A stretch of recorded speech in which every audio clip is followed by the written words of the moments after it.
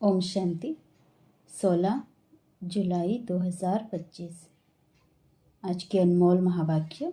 मीठे बच्चे, जो सर्व की सद्गति करने वाला जीवन मुक्ति दाता है, वो हो आपका बाप बना है। तुम उनकी संतान हो तो कितना नशा रहना चाहिए। प्रश्न, किन बच्चों की बुद्धि में बाबा की याद निरंतर नहीं ठहर सकती है।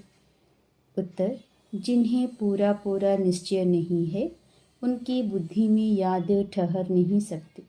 हमको कौन सिखला रहे हैं, यह जानते ही नहीं तो याद किसको करेंगे। जो यथार्थ पहचान कर याद करते हैं, उनके ही विकर्म विनाश होते हैं। बाप स्वयं ही आकर अपनी और अपने घर की यथार्थ पहचान देते हैं। ओम शांति। अब ओम शांति का अर्थ तो सदैव बच्चों को याद होगा। हम आत्मा ही हमारा घर है, निर्वाण धाम व मूल वतन। बाकी भक्ति मार्ग में मनुष्य जो भी पुरुषार्थ करते हैं, उनको पता नहीं कहाँ जाना है, सुख किसमें है, दुख किसमें है, कुछ भी पता नहीं। यज्ञ, तप, दान, पुण्य, तीर्थ आदि करते सीढ़ी नीचे उतरते ही आते हैं। अभी तुमको ज्ञान मिला है तो भक्ति बंद हो जाती है। घंटे, घड़ियाल आदि वो वातावरण सब बंद। नई दुनिया और पुरानी दुनिया में फ़र्क तो है ना। नई दुनिया है पावन दुनिया। तुम बच्चों की बुद्धि में है सुखधाम। सुखधाम को स्वर्ग, दुखधाम को नर्क कहा जाता है। मनुष्य शांति चाहते हैं, परंतु वहाँ कोई भी जा नहीं सकते। बाप कहते हैं, मैं जब तक यहाँ भारत में ना आऊँ, तब तक मेरे सिवाय तुम बच्चे जा नहीं सकते। भारत में ही शिव जयंती गाई जाती है। निराकार जरूर साकार में आएगा ना। शरीर बिगर आत्मा कुछ कर सकती है क्या। शरीर बिगर तो आत्मा भटकती रहती है, दूसरे तन में भी प्रवेश कर लेती है। कोई अच्छे होते हैं, कोई चंचल होते हैं, एकदम तबाही बना लेती है। आत्मा को शरीर जरूर चाहिए। वैसे ही परमपिता परमात्मा को भी शरीर ना हो तो भारत में क्या आकर करेंगे। भारत ही अविनाशी खंड है। सतयुग में एक ही भारत खंड है और सब खंड विनाश हो जाते हैं। गाते ही आदि सनातन देवी देवता धर्म था। यह लोग फिर आदि सनातन हिंदू धर्म कह देते हैं। वास्तव में शुरू में कोई हिंदू नहीं, देवी देवताएं थे। यूरोप में रहने वाले अपने को क्रिश्चियन कहते हैं। यूरोपियन धर्म थोड़े ही कहेंगे। यह हिंदुस्तान में रहने वाले हिंदू धर्म कह देते। जो देवी धर्म श्रेष्ठ थे, वही 84 जन्मों में आते धर्म भ्रष्ट बन गए हैं। देवता धर्म के जो होंगे वही यहाँ आएंगे। अगर निश्चय नहीं तो समझो इस धर्म के नहीं है। भल यहाँ बैठे होंगे तो भी उनकी समझ में नहीं आएगा। वहाँ कोई प्रजा में कम पद पाने वाला होगा। चाहते तो सब सुख शांति है, वह तो होता है सतयुग में। सब तो सुखधाम में जा नहीं सकते। सब धर्म अपने अपने समय पर आते हैं। अनेक धर्म हैं, झाड़ वृद्धि को पाता रहता है। मूल थूर है देवी देवता धर्म, फिर है 3 ट्यूब। स्वर्ग में तो यह हो ना सके। द्वापर से लेकर नए धर्म निकलते हैं। इनको वैरायटी ह्यूमन ट्री कहा जाता है। विराट रूप अलग है, यह वैरायटी धर्मों का झाड़ है। किस्म किस्म के मनुष्य हैं। तुम जानते हो कितने धर्म हैं। सतयुग आदि में एक ही धर्म था। नई दुनिया थी, बाहर वाले भी जानते हैं। भारत ही प्राचीन बहिष्ठ था, बहुत साहूकार था, इसलिए भारत को बहुत मान मिलता है। कोई साहूकार गरीब बनता है तो उस पर तरस खाते हैं। बेचारा भारत क्या हो पड़ा है। यह भी ड्रामा में पार्ट है। कहते भी हैं सबसे जास्ती रहमदिल ईश्वर ही है और आते भी भारत में हैं। गरीबों पर जरूर साहूकार ही रहम करेंगे ना। बाप है बेहद का साहूकार, ऊंचते ऊंचे बनाने वाला। तुम किसके बच्चे बने हो, वह भी नशा होना चाहिए। परमपिता परमात्मा शिव की हम संतान हैं, जिसको ही जीवन मुक्ति दाता, सद्गति दाता कहते हैं। जीवन मुक्ति पहले पहले सतयुग में होती है। यहाँ तो है जीवन बंद। भक्ति मार्ग में पुकारते हैं, बाबा बंधन से छुड़ाओ। अभी तुम पुकार नहीं सकते। तुम जानते हो, बाप जो ज्ञान का सागर है वही वर्ल्ड की हिस्ट्री ज्योग्राफी का सार समझा रहे हैं। नॉलेजफुल हैं, यह तो खुद कहते हैं मैं भगवान नहीं हूँ। तुम्हें तो देह से न्यारा देही अभिमानी बनना है। सारी दुनिया को, अपने शरीर को भी भूलना है। यह भगवान है नहीं, इनको कहते ही हैं बाप दादा। बाप है ऊंचते ऊंच, यह पतित पुराना तन है। महिमा सिर्फ एक की है, उनसे योग लगाना है तभी पावन बनेंगे, नहीं तो कभी पावन बन नहीं सकेंगे और पिछाड़ी में हिसाब किताब चुकत कर सजाएं खाकर चले जाएंगे। भक्ति मार्ग में हम सो हम का मंत्र सुनते आए हो। हम आत्मा सो परम पिता परमात्मा, सो हम आत्मा, यही रॉन्ग मंत्र परमात्मा से बेमुख करने वाला है। बाप कहते हैं बच्चे, परमात्मा सो हम आत्मा कहना यह बिल्कुल रॉन्ग है। अभी तुम बच्चों को वर्णों का भी रहस्य समझाया गया है। हम सो ब्राह्मण हैं, फिर हम सो देवता बनने के लिए पुरुषार्थ करते हैं, फिर हम सो देवता बन क्षेत्रीय वर्ण में आएंगे। और कोई को थोड़े ही पता है हम कैसे 84 जन्म लेते हैं, किस कुल में लेते हैं। तुम अभी समझते हो हम ब्राह्मण हैं, बाबा तो ब्राह्मण नहीं है, तुम ही इन वर्णों में आते हो। अब ब्राह्मण धर्म में एडप्ट किया है। शिव बाबा द्वारा प्रजापिता ब्रह्मा की संतान बने हो। यह भी जानते हो निराकारी आत्माएं असली ईश्वरीय कुल की हैं। निराकारी दुनिया में रहने वाली हैं, फिर साकारी दुनिया में आती है। पाट बजाने आना पड़ता है, वहाँ से आए फिर हमने देवता कुल में 8 जन्म लिए, फिर हम क्षेत्रीय कुल में वैश्य कुल में जाते हैं।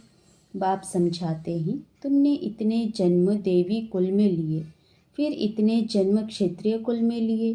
84 जन्मों का चक्र है। तुम्हारे बिगर यह ज्ञान और कोई को मिल ना सके। जो इसे धर्म के होंगे वही यहाँ आएंगे। राजधानी स्थापन हो रही है, कोई राजा रानी कोई प्रजा बनेंगे।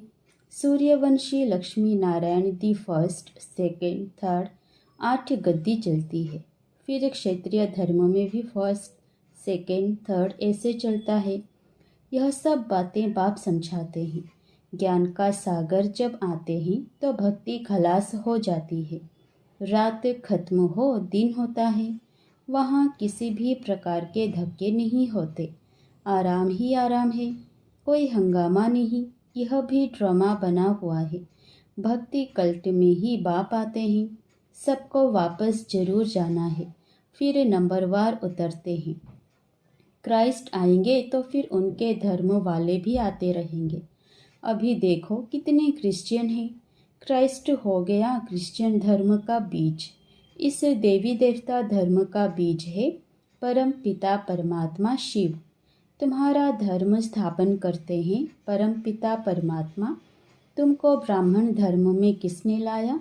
बाप ने एडप्ट किया तो उनसे छोटा ब्राह्मण धर्म हुआ।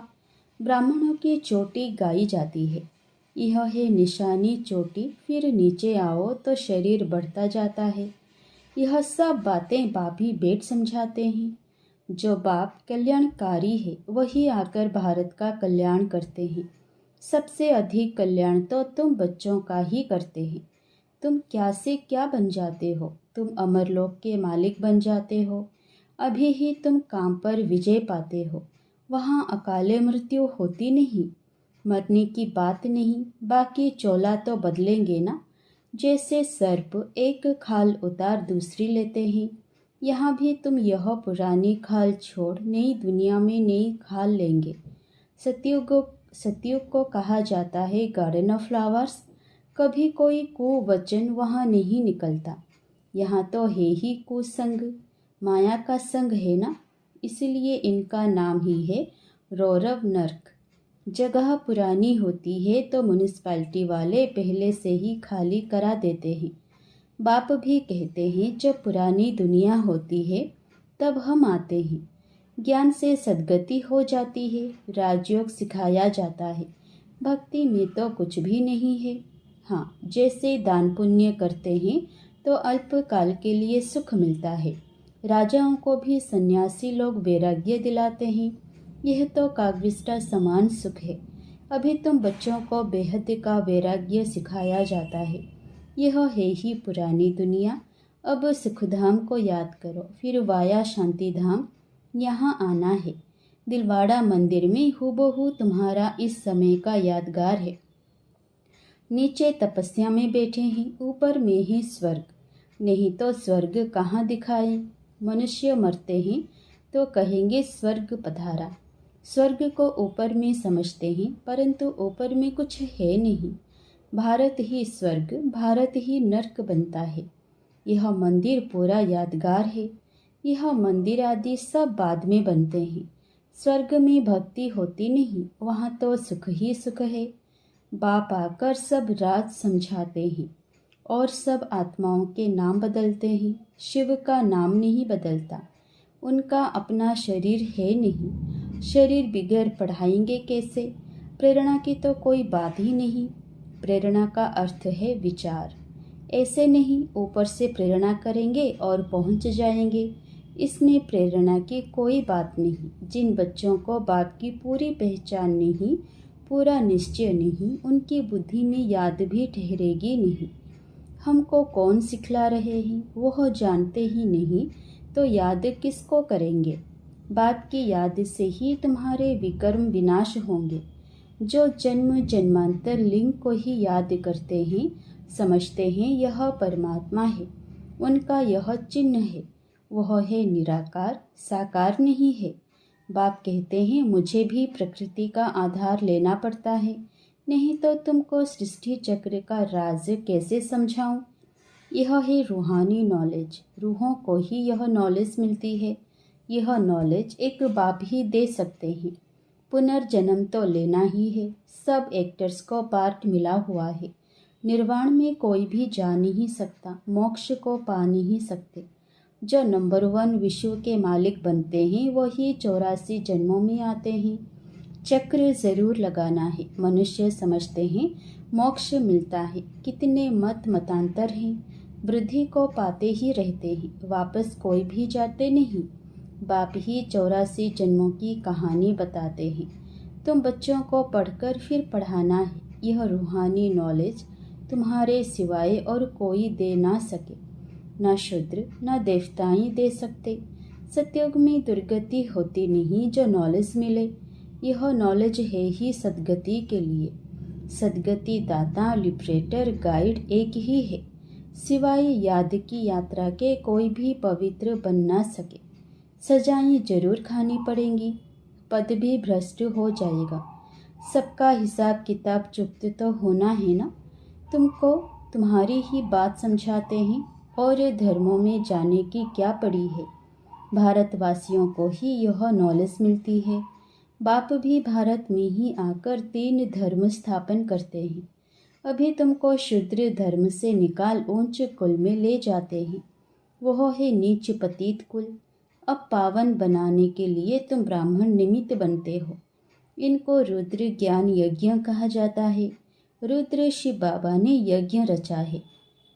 इस बेहद के यज्ञ में सारी पुरानी दुनिया की आहुति पड़नी है। फिर नई दुनिया स्थापन हो जाएगी। पुरानी दुनिया खत्म होनी है। तुम यह नॉलेज लेते ही हो नई दुनिया के लिए। देवताओं की परछाई पुरानी दुनिया में नहीं पड़ती।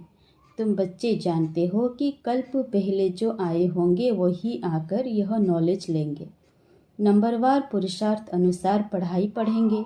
मनुष्य यहाँ ही शांति चाहते हैं। अब आत्मा तो है ही शांति धाम की रहने वाली, बाकी यहाँ शांति कैसे हो सकती। इस समय तो घर घर में अशांति है। रावण राज्य है ना। सतयुग में बिल्कुल ही शांति का राज्य होता है। एक धर्म, एक भाषा होती है। अच्छा, मीठे मीठे सिकिलधे बच्चों प्रति माता पिता बाप दादा का याद प्यार और गुड मॉर्निंग। रूहानी बाप की रूहानी बच्चों को नमस्ते। धारणा के लिए मुख्य सार पहला, इस पुरानी दुनिया से बेहद का वैरागी बन अपनी देह को भी भूल शांति धाम और सुखधाम को याद करना है। निश्चय बुद्धि बन याद की यात्रा में रहना है। दूसरा, हम सो सोहम के मंत्र को यथार्थ समझकर अब ब्राह्मण सो देवता बनने का पुरुषार्थ करना है। सभी को इसका यथार्थ अर्थ समझाना है। वरदान, अंतर्मुखता के अभ्यास द्वारा अलौकिक भाषा को समझने वाले सदा सफलता संपन्न भवो। जितना जितना आप बच्चे अंतर्मुखी स्वीट साइलेंस स्वरूप में स्थित होते जाएंगे, उतना नैनों की भाषा, भावना की भाषा और संकल्प की भाषा को सहज समझते जाएंगे। यह 3 प्रकार की भाषा रूहानी योगी जीवन की भाषा है। यह अलौकिक भाषाएं बहुत शक्तिशाली है। समय प्रमाण इन तीनों भाषाओं द्वारा ही सहज सफलता प्राप्त होगी। इसलिए अब रूहानी भाषा के अभ्यासी बनो। स्लोगन, आप इतने हल्के बन जाओ जो बाप आपको अपनी पलकों पर बिठाकर साथ ले जाए। अव्यक्त इशारे, संकल्पों की शक्ति जमाकर श्रेष्ठ सेवा के निमित्त बनो। वर्तमान समय विश्व कल्याण करने का सहज साधन अपने श्रेष्ठ संकल्प की एकाग्रता है। इससे ही सर्व आत्माओं की भटकती हुई बुद्धि को एकाग्र कर सकेंगे। विश्व की सर्व आत्माएं विशेष यही चाहना रखती हैं कि भटकी हुई बुद्धि एकाग्र हो जाए व मन चंचलता से एकाग्र हो जाए। इसके लिए एकाग्रता अर्थात सदा एक बाप दूसरा ना कोई, इस स्मृति से एक रस स्थिति में स्थित होने का विशेष अभ्यास करो। अच्छा, ओम शांति।